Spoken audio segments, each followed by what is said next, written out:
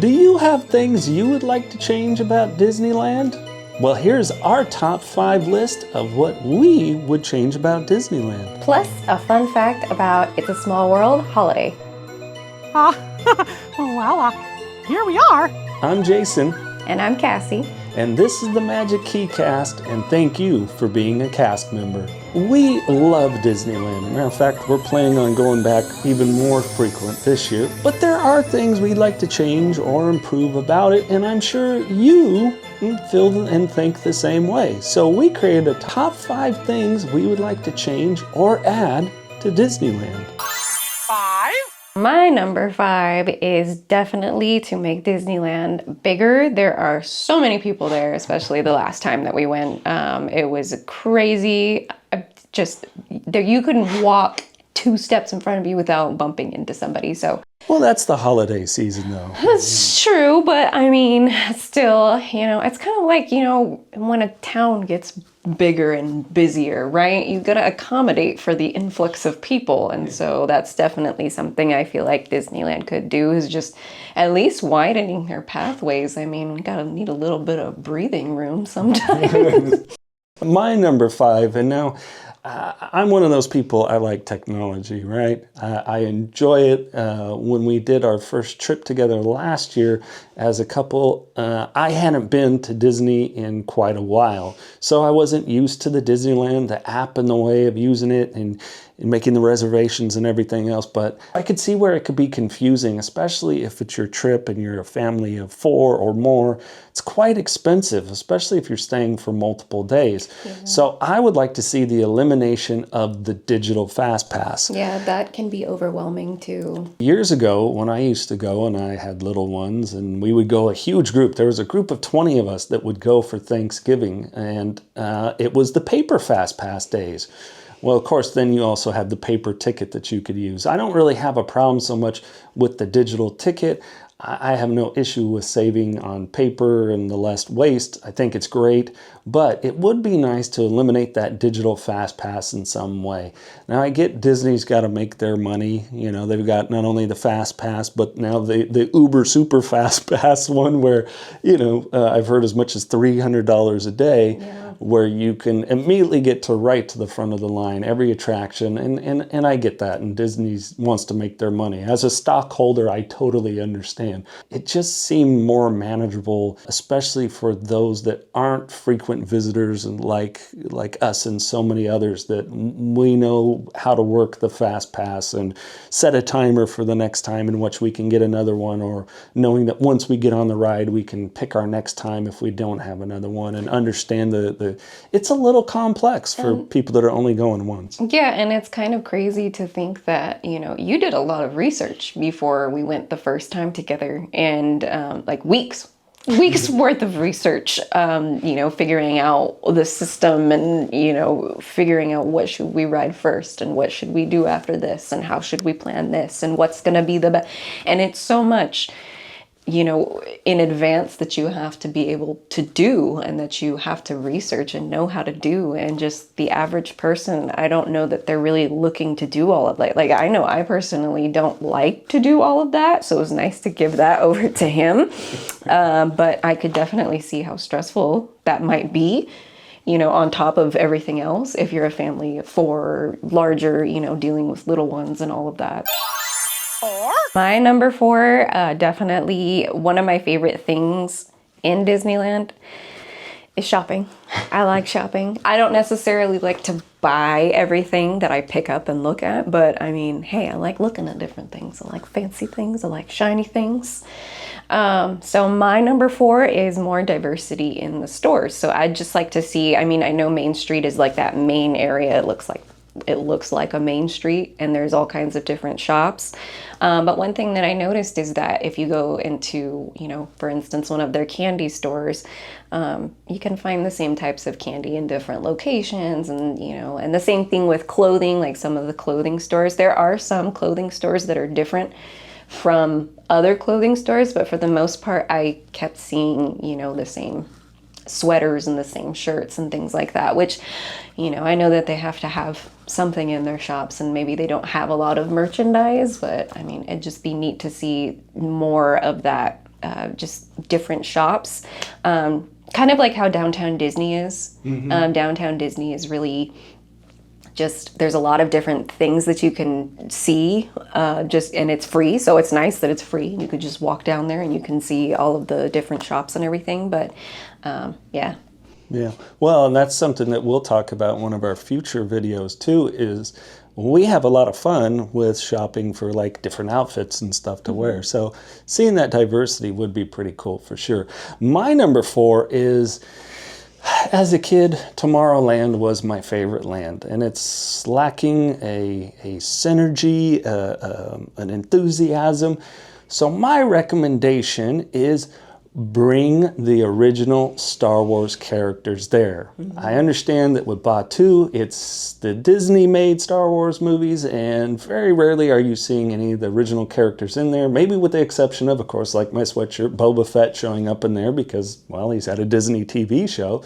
But let's do something to energize Tomorrowland. Now, we have a particular credit card that allowed us to do a character meet and greet. We got to go meet Darth Vader. I was like a kid. I didn't know what to say to him other than the fact that my magic band has a wrap on it that's Darth Vader. And he was You're like yeah, he was like, "You're one with the dark side. We will," and I'm just sitting there geeking out because I'm talking to Darth Vader. But more of those characters walking around would be amazing. I remember that years ago, well before they would have stormtroopers coming through. And I know that they're doing those things in Batuu with Kylo Ren and some of the other characters. But give us some of the original ones. I mean, how exciting would it be that we're walking through and we see Chewbacca, Han Solo, and Princess Leia?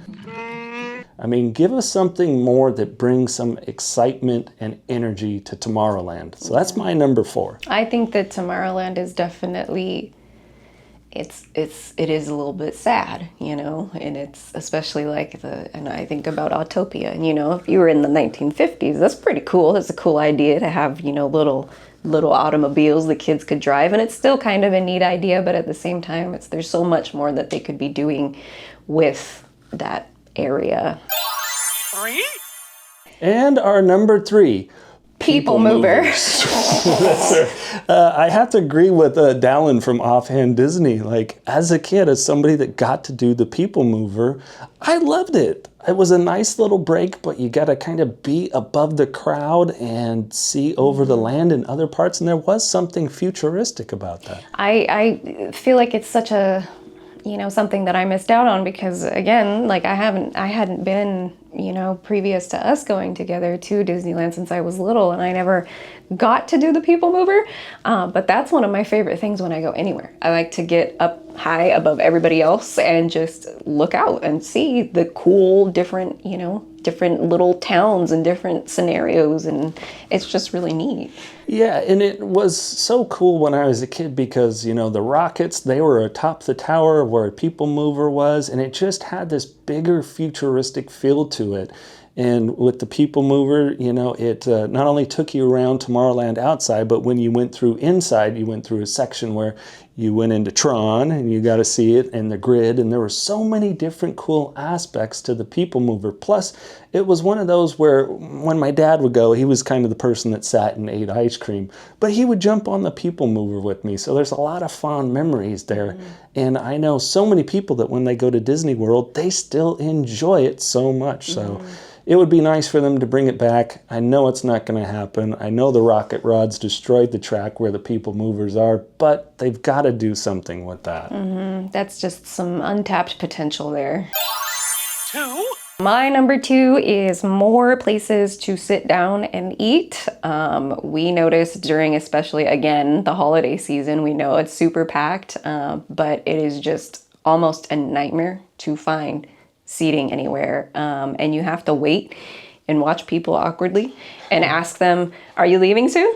In order to sit down and just relax and have something to eat, without having to plan everything and make reservations in advance, because there are those restaurants that you can sit down and eat in, but most of them you have to make reservations. And so it would be nice to have another area or, a shaded area, something, I don't know. I can't think of anything in particular, but something where people can, sit down. And I get, it's an amusement park. They want people to be moving around. They want them to be, not on their bottoms for too long. Like, go buy more things, go do more things, go see more things. But at the same time, when you're there all day like we are, it's nice to sit down and have a break and not have to worry about, scouting for your next spot to sit. Yeah. And again, we go as a pair, and we didn't have the most tough time necessarily finding some places to sit down at times. We would take turns, maybe if we mobile ordered our food, one of us would go find seats. We got pretty lucky and we had a lot of interactions with really nice folks that said they were about ready to get up. I know we held a table. There was a lady that she had a big family. The only available table that we were able to get was like an area of 6. And I walked over, let her know, hey, we're leaving, please come over, grab this table for your family, because she was standing there forever. So there's always that goodwill from other people, but I just think of those bigger families and those bigger groups that is darn near impossible, like you said, to get a reservation, which you can book starting 60 days out, which we were able to finally eat at the Blue Bayou, another hint on a future video, where you can see that on the channel, how we got our reservation and what our experience was like. But not everybody knows that, so that's definitely challenging. My number 2 is a third attraction in Batuu, Star Wars Land. There is so much room there. And one of the channels that we watch, Hey Bricky, he did an awesome job on where he does an overlay and showing that maybe there was another vehicle area or another ride that was planned there. And I would just like to see that, because you got Rise of the Resistance, and then with Smuggler's Run, there's so much distance between them. You go through the market, which is really cool. We like to get some snacks and different stuff through there. But there's so much of that land that isn't being utilized. And I know they have to have so much of it to separate it from all the other lands and everything else. But there is that area that really did seem zoned when you first come in, if you're coming in through the Fantasyland way, back through where it looks like there was another attraction planned and designed there. It's where they have all the speeders that are like in a corral and everything else. So please, bring us a third attraction to Batuu. It needs it. And if you want, let's make it maybe a coaster of some kind. Yeah. I could see that would be a lot of fun. And if you want to, kind of salute the original trilogy, I wouldn't be mad at you. Maybe even a Boba Fett ride.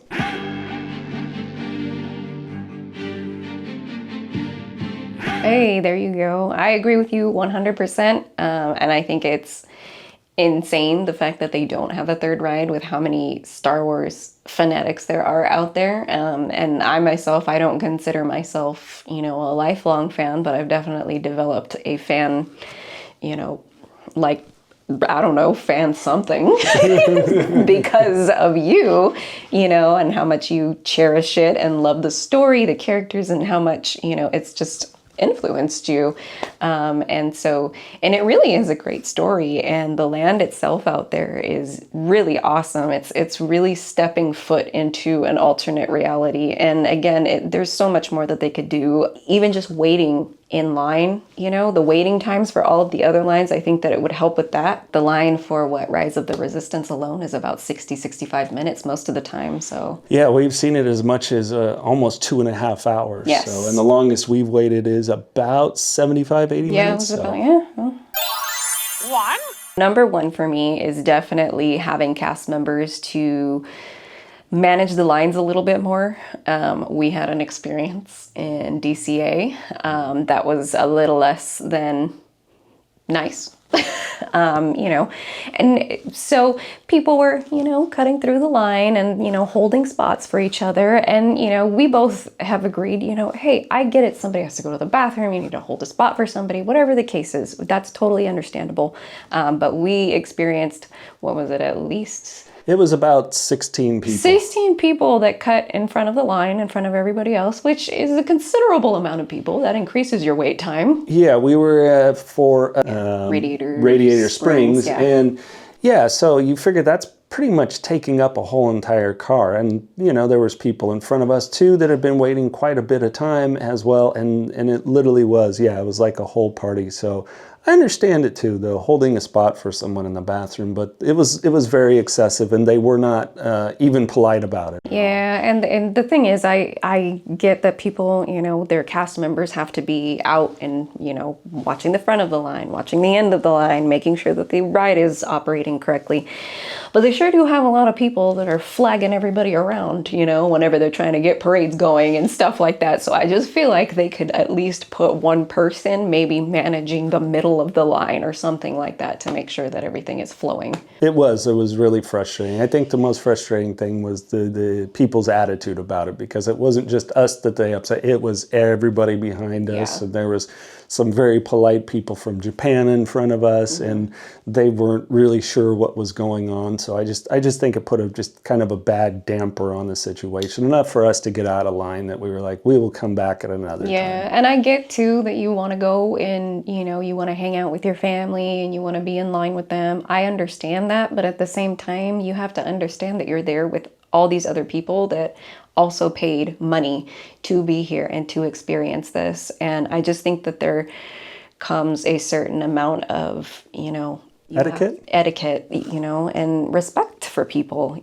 Hey, we all worked hard to come here and to be here and to celebrate and to have fun, so I just don't understand the, looking at other people like, well, I'm going to put my family first and like, I'm going to do this because I'm, I just don't understand that. But And my number one, TRON. We're getting a third movie. We literally have been trying to work out our plans to go to Disney World simply because of TRON, which better be open when we land there.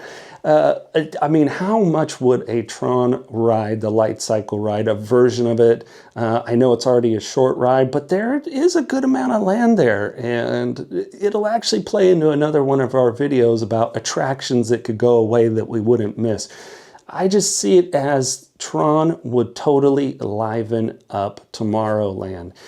Giving it, more of a futuristic picture maybe of the world isn't necessary anymore. Maybe it's just more of that fictional world of it. Certain things did kind of start to come to fruition that were in old Tomorrowland way back when.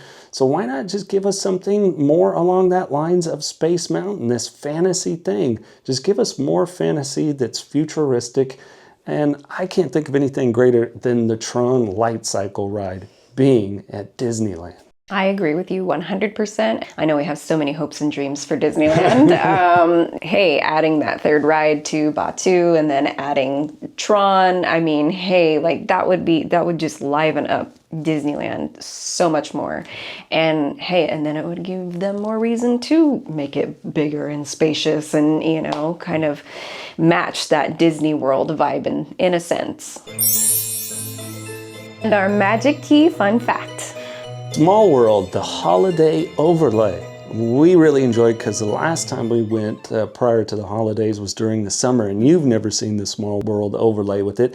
But the other really cool thing they do is when they officially do the holiday lighting on it, every day is at 4:30, and it is beautiful with the holiday lights. And we just happened to catch it right at the perfect time. Yeah. We were walking through, the sun was going down, so it looked amazing. And of course, in addition to the holiday lighting that they do that amazing projection show that is every half hour starting at 4:30.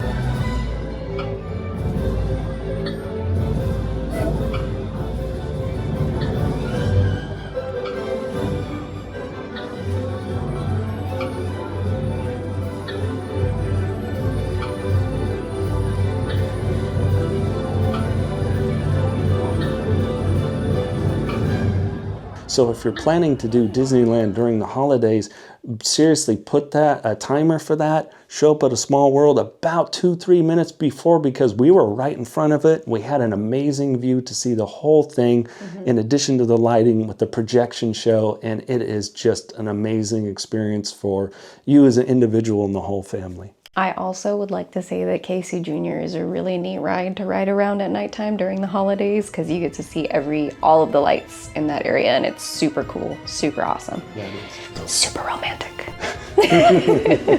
Well, we thank you for checking out Magic Keycast. Please subscribe to the channel, leave a thumb up on the video, leave a comment. Maybe what are your top 5 things you'd like to see added or changed? And let us know what you think of our list, and please share it with another Disney fan just like us. And we thank you for being a cast member.